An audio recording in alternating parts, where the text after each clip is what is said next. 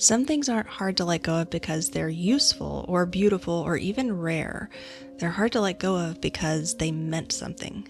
You go to declutter, you feel ready, maybe even a little energized, and then you hit something. And suddenly you're not sure what you're even looking at anymore. Is it clutter? Is it a memory? Is it a version of you that doesn't exist anymore but still wants a place? That's when it gets tricky because you're not just sorting through stuff. You're sorting through meaning, and when meaning is involved, it's rarely just about the thing. Over the years, I've realized that the items that trip us up the most aren't always the sentimental ones. They're the emotional ones, the ones tied to identity or longing or moments that feel like they shaped us. Trying to power through those the same way you would a junk drawer just doesn't work. It backfires. So instead of pushing through that resistance, what if we slowed down and shifted how we approach it? Here are some ways to release emotional clutter with care, clarity, and a little more trust in your ability to carry forward what really matters. The first is just to celebrate what it was. Some spaces hold more than furniture and wall hangings. They hold versions of us, seasons of our lives. They've seen the full stretch of our lives, our best days, our breakdowns, the decisions we made when no one else was watching. And when it's time to let go of something from one of those chapters, whether it's a home, a car, or an item, it can feel surprisingly layered. Because on the surface, you're just releasing an object. But underneath, you're closing out a part of your story. I recently came across a post that was written several years ago over on Instagram by Melissa Griffin about her home in LA that she was saying goodbye to. She wrote, "As the years passed, I started to feel a connection to the home beyond it being just a physical place. It seemed like it had a soul or energy of its own. I loved decorating my house because it combines two of my deep loves, self-expression and creating a feeling of home for myself and others." And she went on to describe how this space held her through ceremonies and game nights and honest conversations with friends and grief and healing and growth. And then she shared all of these gorgeous pictures of her space and the way she had personalized them and how they had represented different versions of herself in time. It was a way to honor and release what her space had meant to her.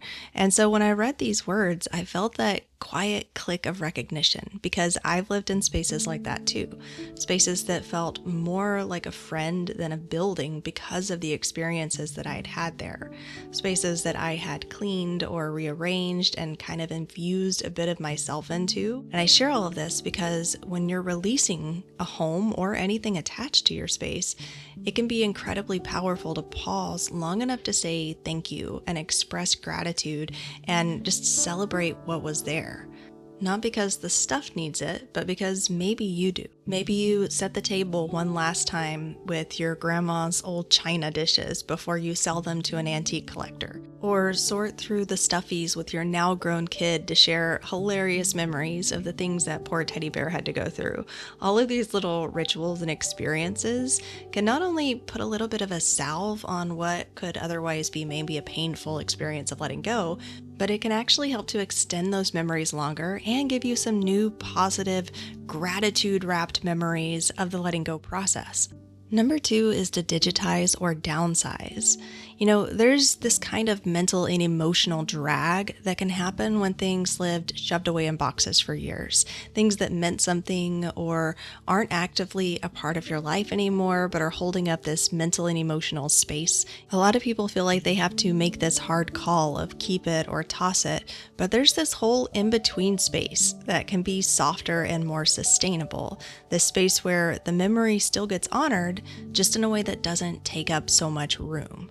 So you might photograph a stack of handwritten cards and archive them digitally, or take pictures of your kids' art from the early years and turn it into a cool photo book that you actually can flip through when you want to, or keep a final draft of a letter or a speech that you wrote instead of the entire pile of scribbled versions. You don't need to keep all of your grandma's recipe cards in the shoebox that they were given to you in. You can digitize all of those and still keep and preserve the recipes without needing to keep all of the physical copies of those recipes. I once read a study from Penn State that found people were more willing to part with sentimental items after photographing them. The meaning doesn't disappear, it just no longer is relying on that physical object to stay alive.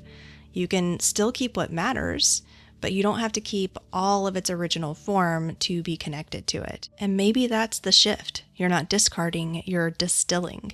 You're keeping the essence while releasing the excess. Number 3 is to transform it into something new. Some things are hard to let go of, not because you still use them, but because of what they represent, what they remind you of when you touch them, or what version of yourself you associate with them. And sometimes those things just aren't ready to leave, or you're not ready for them to leave, and they just need a different role in your life. Maybe you don't hold on to the entire wedding dress, but maybe there's a way to stitch part of it into something like a keepsake pillow. You don't need a drawer full of your grandmother's jewelry, but maybe you repurpose one piece into something you'd actually wear now. That's exactly what we did with my wedding ring. It was Matt's grandmother's, and the original version of it was much larger and more gaudy than something that I would wear, but we were able to take the diamond out and put it into a new setting that is more my style. And so in that way, we're able to repurpose, reuse bits of something without necessarily having to store the entire original thing in a box somewhere.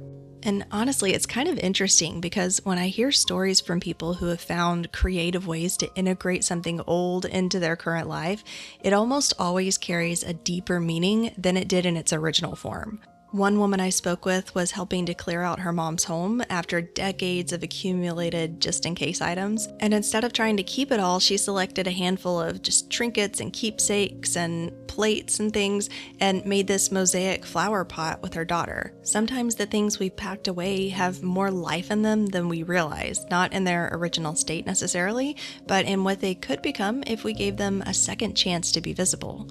There's nothing wrong with keeping something purely for memory's sake, but when you find that rare item that still feels alive in your hands and you can imagine it showing up in your life again in some cool new form, those are things that are worth reworking.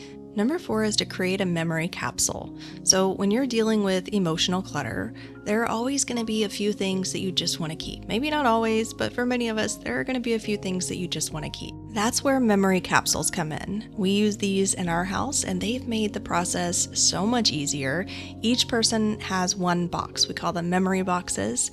Matt and I share one. We have some of our wedding cards or vows, a bunch of handwritten notes from the girls when they were little, and actually more recently for Mother's Day and Father's Day. And so these boxes are not fancy, but they do keep the important stuff contained instead of floating around the house or getting lost in a pile somewhere. Having a box like this just gives you a clear spot for the stuff that you actually want to keep. It also works great for kids. Each of our kids has a memory box of their own, and they get to choose what goes in it. And when it gets full, we go through it and make space for whatever comes next. So you don't need a system full of folders and labels, really, just like a box with clear limits and a purpose. And it helps you to stay connected to the things that matter without letting them take over every shelf or every drawer. I think it's one of the simplest ways that I found to keep the past close but contained. Number 5 is to pay homage. There are times when you're ready to let something go, but you still want to carry like a little piece of it forward, just a little piece. That might mean painting your new study the same shade of bold black that you used in your first apartment, or bringing along a single object like a doorknob or a handwritten phrase or a small piece of fabric from something larger. These kinds of details don't take up much space, but they can hold a lot, and they help you to stay connected to a chapter or a place that meant something even as you're moving on. Think of Parks and Rec, that's my current nighttime re-binge, where Ron makes a picture frame out of hardwood from Anne's front door before the place was demolished. Things like that. You don't have to hold on to the entire thing to stay connected. There's no checklist for this kind of letting go, but you don't need to keep the item in order to keep the story. And there are so many different ways that you can work around this. You don't need the object to prove that you loved, lived, or belonged to something or someone. But what stays with you is the experience, the person that you were, the way that those seasons shaped you. And letting go doesn't have to feel like pulling teeth. It can really feel like excitement and gratitude if you do it the right way with the right intention. This is closing out the chapter for the month of June on emotional clutter. We're going to be diving into rhythms and flow, something I'm very excited about. So I'll catch you here next week.